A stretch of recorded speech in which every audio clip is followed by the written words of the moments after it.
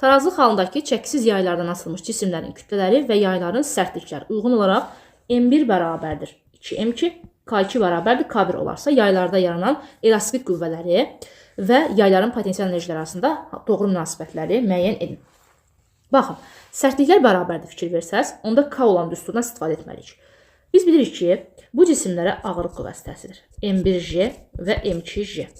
O elastik qüvvəsi əlbəttə ki, bunların əksinə doğru yönələcək. Buna yazaq F1, buna da yazaq F2.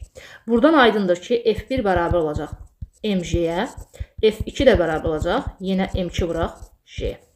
Aha, buradan baxın, gördüyünüz kimi FM ilə necə asılıdır? Düz asılıdır.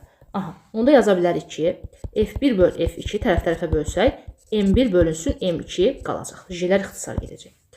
Aha, M1-in verilib 2M2, M2-nin də olduğu kimi saxlayıram. M2-lər ixtisar getdi, qaldı nə? 2. Buradan alındı ki, F1 bərabərdir 2F2-yə. İndi potensial enerjiyə baxaq. Potensial enerjində hansı ki, potensial bərabərdir F-in kvadratı bölək 2K düsturundan istifadə edəcəm. Sərtliklər bərabərdir F ilə gördüyümüz kimi kvadratik düz asıdır. Onda baxın, F1 bərabərdir 2F2 almışamsa, Y potensial 1 bərabər olacaq 4 vurulsun Y potensial 2-yə. Yəni 2-ni kvadrata yüksəltdim. Aha. Baxaq görək indi hansı variant doğrudur. F1 2F2 2 və Y potensial 1 bərabər 4 vurulsun Y potensial 2-yə. 2 və 6 doğru cavabdır.